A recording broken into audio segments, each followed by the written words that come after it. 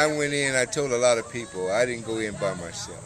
Even those who weren't on the ledger, the linemen that helped me, the receivers, the coaches. You know, you mentioned a whole lot of people, but we went in as a team.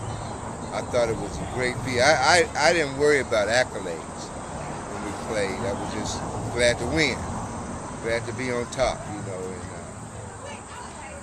it was such a great, you know, we talk about the sharing line. One of the things that emphasized, Coach Knox emphasized, was teamwork. And when we won, it was a team field. I didn't have a lot of self or independent, you know, individual stuff there. But to go in, it felt like everybody went in. Rev it up! Rev it up, and Bulldogs in the house. Let me know there's Bulldogs in the house. I ain't gonna stay up here long. But when I received this call, God bless us too. When I received this call, I was very honored and humbled for this man to call me and say, I want you to represent me. And to answer your question, how was he making all them old fakes and all that? He had an old black dog named Sharky. He used to run up and down Kimmel and Styles, and he used to fake the dog out. One day my daddy said, he faking the dog out, boy. Don't he play on your team? But what about them other guys? If he fake the dog out with 4 legs, you know he gonna fake them other guys out. They got 2. I'm telling you the truth. And it's an honor.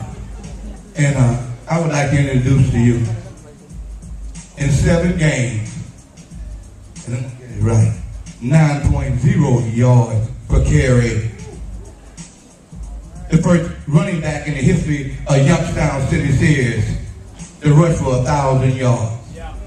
When he used to come through there and just tap you, I used to lay down on the ground. I don't need to see it with Mr. Knox and them on Monday on film at 4:30. I'm gonna have to run anyway, because I was laying down. I want to see it in living color. Ladies and gentlemen, Mr. Earl Taylor. Good plan.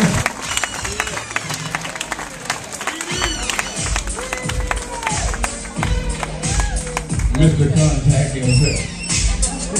Weenie!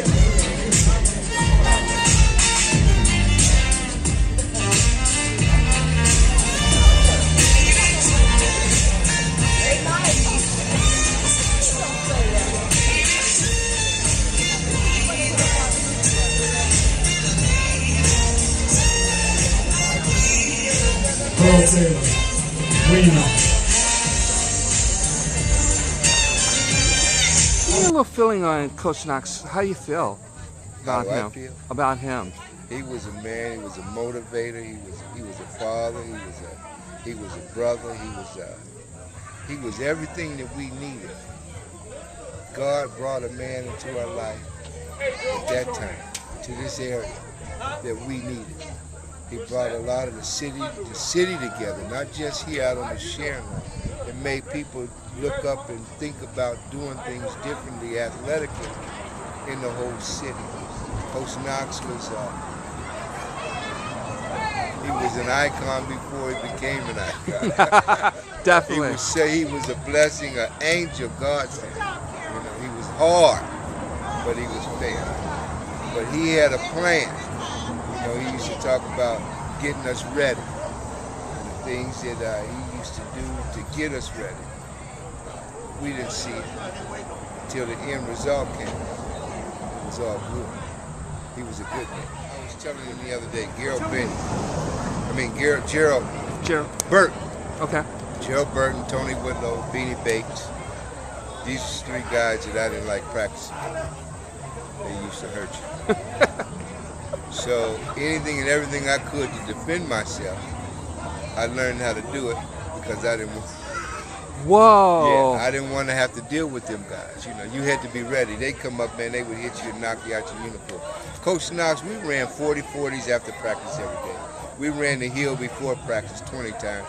We ran the hill after practice 10 to 15, 20 times. We ran hundreds. Physically, conditioning, there was nothing, even when, you know, a lot of us went to college. You know, talk about Sherman. Sherman and I went to Miami, Ohio together the freshman year. We got there and we told him, this is nothing. the preparation that these guys gave us, Knox, Conley, Siciliano, Papa, what they gave us, second to none. Our preparation was far greater, and we didn't have weights. Right. We had a few little cans with cement in them, but they trained us so that we could go on. We could run with the best of them at the end of the game. And they taught us, it was a mental game. They taught us how to read defenses, read offenses, things like that. It was something that a lot of people weren't teaching their kids. So we got in the game, you knew where the hole was. You knew where the cut was. A lot of times. If you watched the flow, you could make moves. And I had some guys that shoot half the time. I didn't get touched till I was 5 yards downfield. So I could make another 10 or 15 myself after I got into the end zone, into the backfield. But we had some great guys on our team.